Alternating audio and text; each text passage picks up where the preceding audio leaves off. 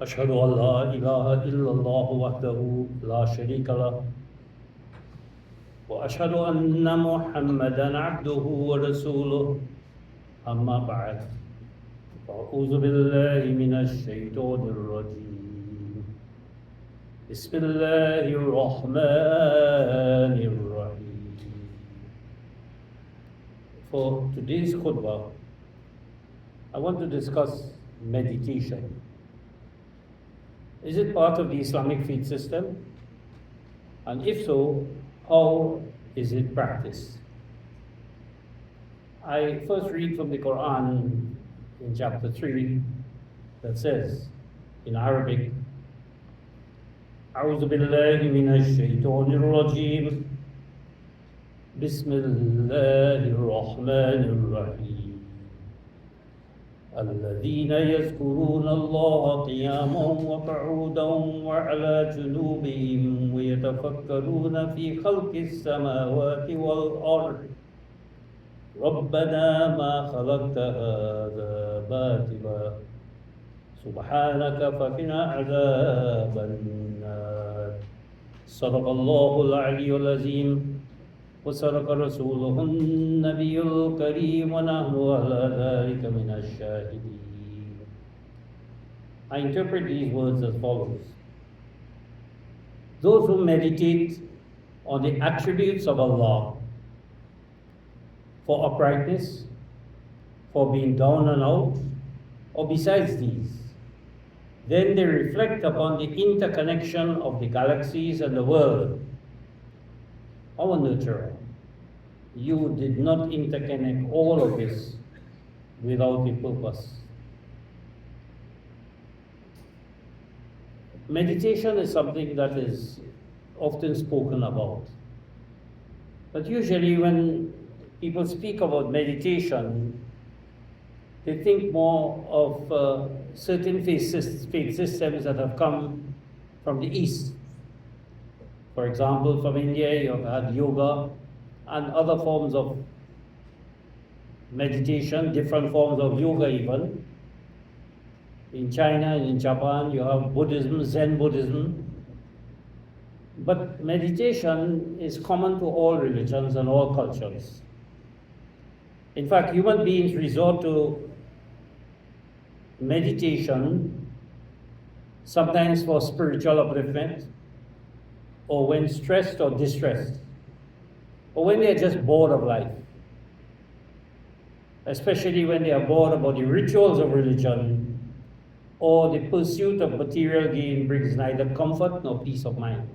There are many people who pursue the material things of this life only to realize it does not bring happiness, it doesn't bring peace of mind.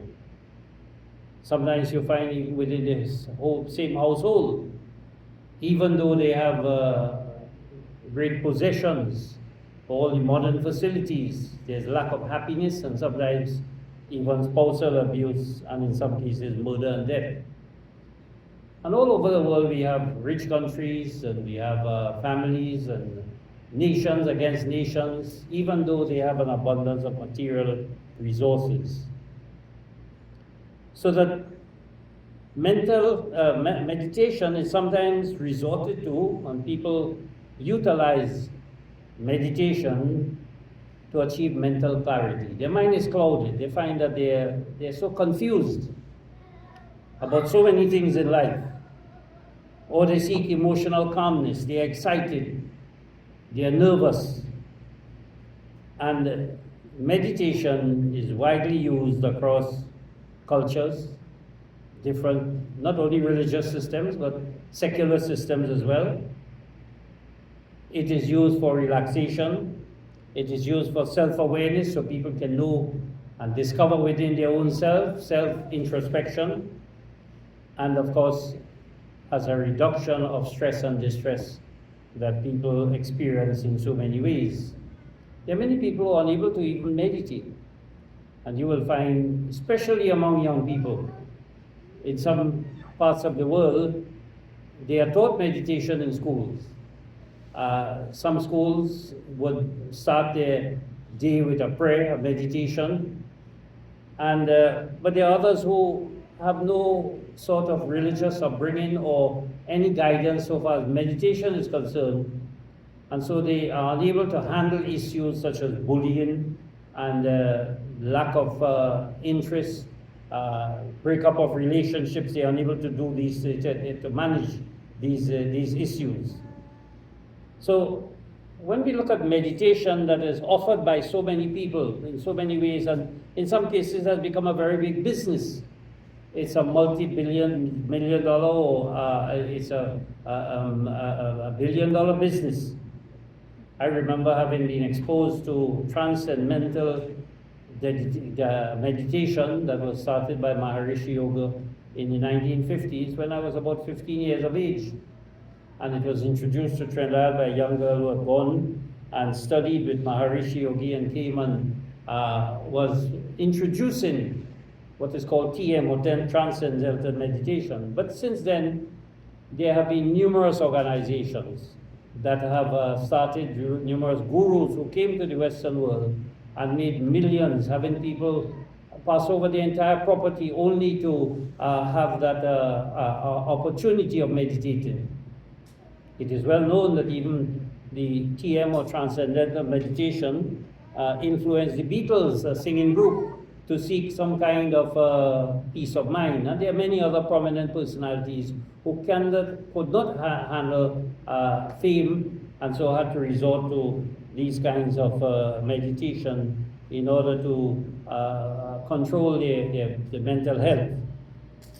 But meditation, no doubt, many of their practices involve techniques of private devotion. For example, people sit by themselves and they offer certain incantations or concentrations or pondering on certain things. It may also require mental exercise to achieve self-awareness, to know who you are really, what is your role in life. And some people pursue it for spiritual enlightenment or for physical and mental health.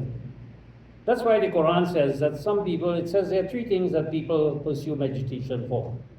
Qiyamun, that is for uprightness. Qu'udan, that is when you're down and out, you're sitting down, you're fallen down. Wa ala junubihim, and besides these, there are other issues. And there are many Muslims and people of very prominent religions who don't find peace and happiness in the rituals of religion, and therefore searching for some kind of experience and practice in order to give them the calmness of mind, especially in the light of the pressures of their jobs and their work and so on. So that we find that in some of the practices of meditation, one of the most common, of course, is yoga, even though that has gone on to not only meditation, but to physical exercises as part of the meditation, breathing exercises and so on. And the yoga requires a highly elaborate process for the purification of not only the body, but the mind and the soul as well. At least so it is put forward. And there are different kinds of yoga and different kinds of interpretation of it. But somehow people are fascinated by the word itself because it has come from the Eastern world and don't really use meditation. Surprisingly, the people of the East, when they come to the West, they use the terms meditation, the English word. But the people from the West, when they go to the East, they prefer to use the words in those languages such as yoga, Hatha Yoga, and Gyan Yoga, and Zen Buddhism, and Mahayana Buddhism, and other terminologies like that. One of the things that we note about meditation is that sometimes in meditation, people want to have a mental image, and in order to cultivate a link with God. And this is really the source of idolatry, that people couldn't think of an unseen being. As the Quran calls Allah is Al-Ghaib. Allah, He's Al-Ghaib, unseen. And they couldn't conceive on us. So when they want to meditate on God, they have to have some kind of image in front of them in order to focus on the divine being. And they have developed, therefore, so many different mechanisms that have become what we call idols or murtis and other things in order to focus on God. Sometimes meditation takes the form of verbal or indeed mental repetition of certain prescribed syllables, or a prescribed word, or a text. For example, Hindu and the Buddhists, they have certain mantras, and the Islamic Muslim people have Zikr. I recall many years ago in Pakistan, I used to hear after the Isha prayer on the microphone from somewhere in Lahore, words such as Allah and loud tones after the prayer. And I wondered what it was. So I followed the sound once, and I went and discovered that there was a mosque in which people after the Isha prayer would gather in a circle and begin to wave their heads and so on and sing Allahu, Allahu, Allahu, Allahu, until some of them go into a trance. And this is a common practice in many parts of the subcontinent and in many Muslim countries. In fact, in one case, I have seen a video in which the individual, instead of saying Allahu, will begin to shorten it even to who, and just saying who, and blowing like this, and people go into a trance, and they come and even give money to that mullah or mulvi who is there leading this, and it has become a big business. So the Islamic zikr is there. Some people say after prayer you should say 33 times Subhanallah, Subhanallah, Subhanallah. All of these are ways of meditation. Even among Christians, you have what is called a rosary. This is also used where people have a bead and they keep counting it, or they say certain prayers. One of the most famous chants, of course, is the use of the word Om. Now, Om is a very special word. It's considered to be very sacred among Hindus, but its origin is very difficult to decipher. First of all, it is not found in any of the Vedas. The oldest scriptures among Hindus is not found here. It is used, however, in the recitation of the Vedas, at the beginning of a recitation and at the end. Something like if a person, Muslim, wants to say a prayer, and you say, okay, you say the prayer, and then they say Ameen, and everybody now begins the prayer. And then when the prayer is finished, they say Ameen again. That means the prayer has come. It comes like quotation marks. So sometimes the Om is said like that at the beginning of a prayer or statement, or the Gayatri mantra, for example, and it is said at the end as well. But Om has a special, two special things about it. First of all, the way in which it's pronounced. It consists of three syllables, two vowels, and a syllable at the end. And those three vowels are not considered to be three separate syllables, but they are all joined together.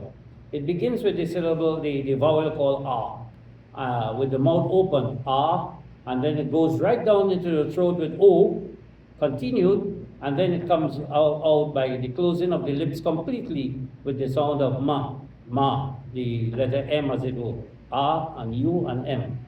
Now, this is significant in that it really applies to the fact that it applies to prophethood that was sent by God through divine revelation, beginning with Adam, and then going deep into the human heart with all the different prophets of God in all different parts of the world, and coming to a complete completion by the sealing of the lips in the letter Ma that stands for the Prophet Muhammad, M being the Prophet Muhammad, the Prophet who has been identified in so many scriptures as the final prophet, beginning with that letter M. So that it is an indication of prophethood, of God speaking to human beings through revelation, through the various prophets of God, and the finality of the Prophet Muhammad. When it comes to the written form of Om, you will notice that it also has the Arabic letter Ain. That letter Ain, and then it is joined to a special letter which we recognize as the letter Mim in Arabic. Now that particular Mim stands for the letter M, the sound M, but it's not found in any other Sanskrit word or Hindi word. Maybe in other languages, but certainly not. In fact, the letter M or Mim in these languages is a square letter, not a cursive letter like the Arabic letter Mim. So when you look at Ain and Mim there, and on top of it, there's usually a little sign that is called Chandra Bindu. Chandra meaning the moon, and Bindu meaning a little dot. And it is really a moon and a star. is an indication that the word Om is actually an indication that God sends revelation from Adam until the Prophet Muhammad, and the moon and star is representative of the religion of Islam, the religion of peace. So that this particular mantra is a very useful one. It's not to be confined only to Hindus or such, because in fact it is not found in their scriptures. It is considered to be, however, a very ancient word. Now, when it comes to meditation and the calming of the mind, we notice that not only are thoughts and pondering and concentration methods of calming your mind. Sometimes people calm their mind by tea. In fact, there's a calming mind tea and other drugs also that use. People sometimes use alcohol or other kinds of drugs to bring about a psychological and physical effects by controlling the pulse and by the respiratory rates to reduce the symptoms of migraine, for example, and hypertension and headache, migraine headaches and hypertension and so on. So people use ways of bringing about calmness of mind by means of these chemicals. Sometimes music is also used as a means of meditation. I remember many years ago in England, someone pointed out to me that there was an experiment where it says that the music of Mozart is very famous European composer of music, is used to calm children and to help them improve in their brain function. I was surprised to see that Mozart is also used on other occasions.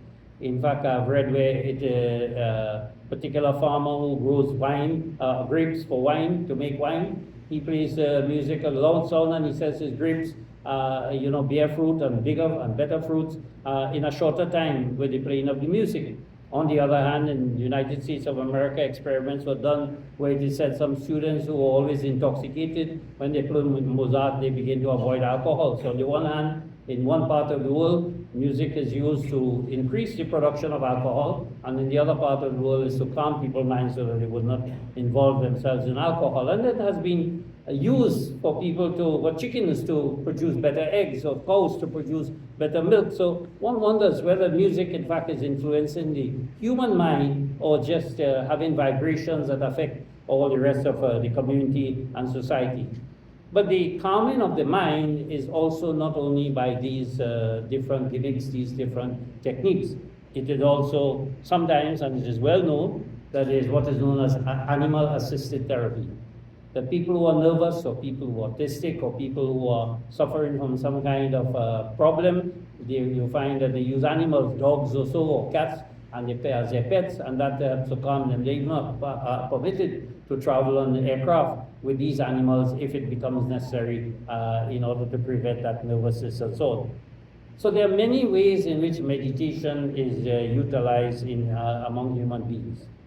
When we look at the Quran, however, we'll find that the Quranic words for meditation give us a purpose for meditation. It's not just a reaction. It's not just a sort of cure for a disease that is there, mental disease or mental aberration or mental issues that you have. It has a purpose. And there are different words used in the Quran for meditation. The most common one, of course, is the word Zikr. And Zikr is a mental state achieved by focusing awareness on the purpose of existence. In the verse of the Quran I've recited where it says, "Allazina yazkuruna Allah qiyaman wa qu'udan wa ala junubihim wa yatafakkaruna," and who do fikr, who do yatazakkaruna, who do zikr of the heavens, of the galaxies and the world. وَيَتَفَكَّرُونَ, here the word used is fikr, but zikr is also used to focus on the attributes of Allah. So the Quran is pointing out to us and indicating to us that zikr is a mental state where we ponder on the existence of the sky and the land and so on, and the purpose of creation. Why has all this been created? There's another word used in the Quran that is called Tafakkur, from which we get the word fiqh, and it means to understand the unknown from the known in charting a course in life. For example, if an individual is having certain problems, medical problems for example, you look at the known uses of a particular drug or medication or operation or treatment in order to bring about, to cure or that ability to manage that particular ailment. So that is called Tafakkur, meaning to understand things which are unknown, but you know what is known. You know this will help, and therefore you try it. You know, charity, for example, you know, assisting someone will have an impact upon your personality and character, make you a more generous person. All of these are part of how we understand the word Tafakkur. There's also the word Tadabbur, which means to study the outcome or the end result of an affair. And this is very important. It forms a very significant part of every human being, almost every day. In other words, to act with due diligence in managing an affair or planning, as the Quran says,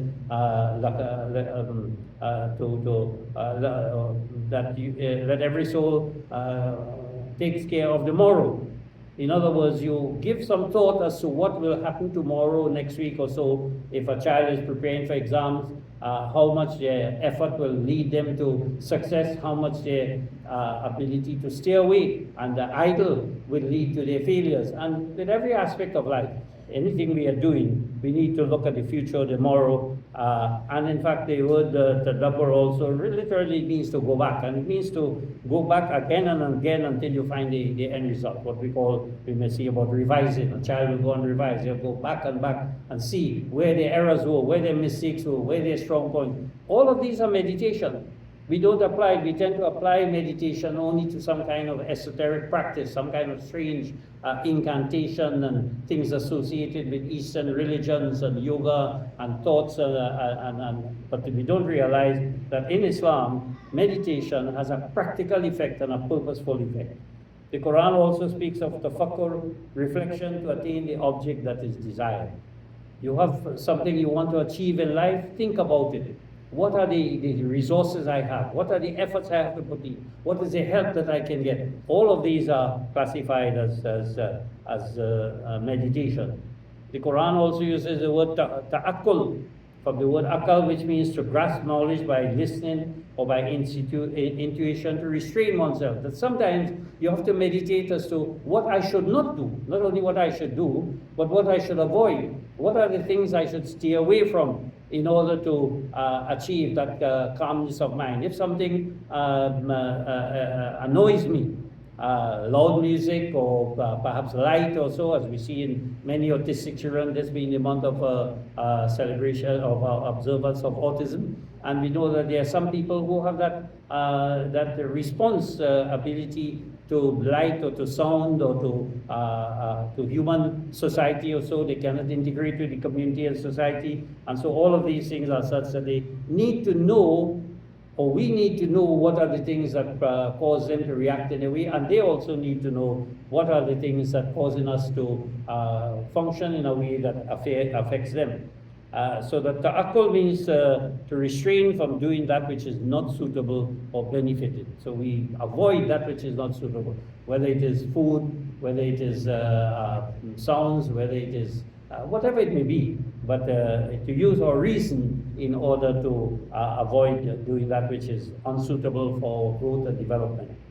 The Quran uses the word wa'iya also, which means to learn by heart, to study until you know it, and then to pay attention to the messages. The Quran is very clear on this particular word, where it says that learn it, learn what your message is, the message of the Quran, the evidence that is here, and everything that you learn, pay attention to it.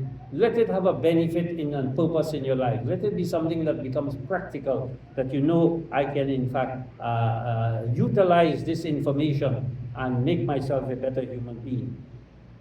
Of course, we know that one of the important forms of meditation is what we have experienced in the last month of Ramadan, particularly in the last 10 days, where you have what is called itikaf. That means to focus on, or what we call stick-to-itiveness, to teach ourselves that you have to stick to certain things, to persist and pursue something, your goals, to cleave or to exclude or seclude oneself. That is the practical form of itikaf, but is more philosophical than that. It is an opportunity to move to a higher plane. That we must not just look at the material things of life, of that eating and drinking. We can abstain from all of that, and even abstain from the world itself, abstain from family and everything, and really focus on the higher aspects of life, which are the attributes of God, the divine being that we know when we leave this world, we leave everything and everybody. But what we will, as the Quran says, "Kulla yawmin huwa," that what remains is the watch of Allah, the glory and the attributes of Allah. Sometimes it is important to note that meditation can have negative effects. People can, in a positive way and in a negative way as well. Some people meditate on things which can, cause them to go into a state in which they do wrong. They meditate on their anger, their hatred, on a person's faults, and lead into abuse. And sometimes meditation doesn't necessarily mean agreeing with the law or agreeing with the status quo. There are certain things that we may meditate on and say, well, this is wrong. We are seeing that right now in the world where it is said the Pope is meditating and saying, well, war is wrong and should not be pursued. Other parts of the world, they are saying, no. One Christian individual, the head of the Christian church, is saying, this is wrong. This is against our teaching. The other one is saying, no, we are authorized by the Bible to be able to kill each other who doesn't agree with us in order to so that you find that people meditate, they give great thought as to whether to go to war or not, whether to fight, whether to kill, whether to take advantage of. A lot of people meditate and take a long period of time before they do certain things. Sometimes even to attain peace, they are taking a long time to do so. They give a lot of meditation and thought to what they are about to do. But the Quran points out to us that there are certain things that prevent us from having proper meditation. It says drugs and alcohol, for example, prevent you from meditating on Allah. We know that in chapter 5 of the Quran it says that shun it that you may succeed, because it prevents you from meditating on the attributes of Allah. The Quran also tells us that our hearts find rest in meditation. Allah bi zikrillahi tatma'innul qulub. The Quran also tells us that our business affairs do not prevent us from meditation. Not because you are involved in the material things of life that you can't meditate. Even while you're working, while you're cooking, you can meditate and have thoughts. A person could be cutting cane or cutting grass on the road or driving and could be thinking of their creator or their family or doing of a good deed or so. Business affairs, the Quran tells us that it speaks about people in whose home there's merchandise and they still are remembering the affairs of Allah in chapter 24 of the Quran. The Quran also points out to us that meditation on Allah's nature is the greatest. Allah bi zikrillahi tatma'innul qulub, it says, wala zikrullahi akbar. And meditation on Allah's attributes is akbar, is the greatest. But it also speaks of meditation at Jumu'ah. That's the purpose of the Jumu'ah khutbah, to help people meditate, to think, to ponder, to concentrate on the messages that were given. Unfortunately, there are many Jumu'ah khutbahs given which are just, repetition of Arabic words or just telling people what they already know, to pray and to fast and to give charity and so on, not trying to stimulate their mind in order to focus. And that's why the Quran tells us in the very section, it says to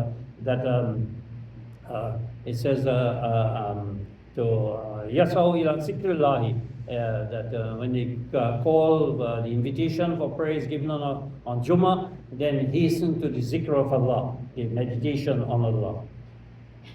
But one of the significant things about meditation is the actual outcome, the result. What in fact is the result of meditation? Ultimately, Allah's attributes are infused or breathed into one's soul. This is the essence of spirituality. The Quran says, وَنَفَقْتُ فِيهِ مِنْ رُوحِي. When you meditate, whether through prayer, whether through fasting, whether through your business or your cooking or whatever you're driving or your affairs and teaching and whatever you're doing, Allah says, I will breathe into you. I will infuse into you the calmness of mind, the ability to teach properly, the ability to cook properly, the ability to drive properly, the ability to manage your affairs in anything whatsoever. So that meditation is not merely just sitting in a room and chanting certain phrases, subhanallah, or some kind of mantra, or rosary, or bead as tasbih, as people do. It is really a consciousness of the fact that I am a human being, I have the attributes of Allah within me for the purpose of developing them, to enhance them. How can I enhance these? How can I use the resources that Allah has given to me in order that I can make myself a better human being by increasing the qualities of God that lie within my soul, that lie within myself? After my body leaves this world, all that remains is really the qualities that Allah has put in me. And it's important to know, when we look at a human being, we will see, you can recognize their face, you can see a photograph of them, you can recognize it. But when you recall a person who is no longer here, what do you think about? How can you? You may still see their face, but there are people whose faces we have not seen. We have not seen the Prophet Muhammad. And so Adam and Moses and all of these, we may have seen what people describe them as and made movies and so on. But we have not really seen them. But what remains in our mind, in fact, are things which cannot be put on paper or on a photograph. Things like honesty. The Prophet was known as Al-Amin. What is there in a person if you look at a person to know that person is loving, or honest, or truthful? None of these can be described physically. You can't watch a person's face and say, well, that person is a liar, that person is a truthful person, that person is a good or bad person, just by their appearance or in a photograph. Maybe some mugshots or so, when they prison people's expression sometimes give an indication whether they are angry or so. But generally, you cannot really put a face to the qualities of God that lie within us. You can't tell an individual who is forgiving or kind or just or truthful or so. These are qualities that do not carry a physical face. So the Quran tells us that when we meditate and when we can realize that our physical self is there, yes, to be utilized in order to enhance our spiritual self, Allah will infuse in us. He will give us the nourishment so that the qualities, His attributes that lie within us can be further enhanced. And that is really the essence of what we call spirituality. Barakallahu lana wa lakum fil Qur'an al-Azim wa nafa'ana wa iyyakum bil ayati wa zikr al-hakim innahu ta'ala jawadun kareem malikun badr rahim.